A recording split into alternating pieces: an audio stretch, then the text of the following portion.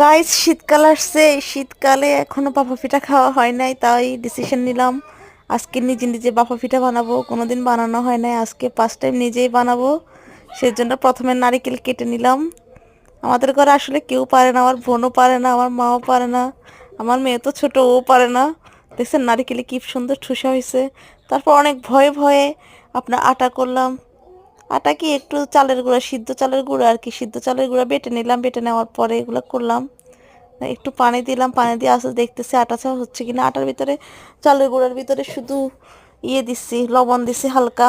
তারপর আমি গুড়টা দেখাবো। গুড়টা আপনার ছুরি দিয়ে একটু একটু করে কেটে নিলাম। নারিকেল কোরাই নিলাম। তো এটাকে কি বলে? কোরাইতে বলে। আর যাই হোক, যেটাই বলে, নোয়াখালীর ভাষায় কোরাই কোরাই বলে, তা কোরানি দিয়ে। দেখছেন গুড়টা পাটালি গুড় দোকান থেকে এনে নিছি।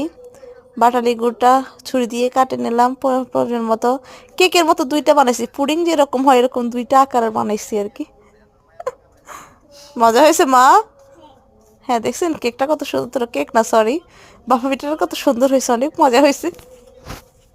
Thank you.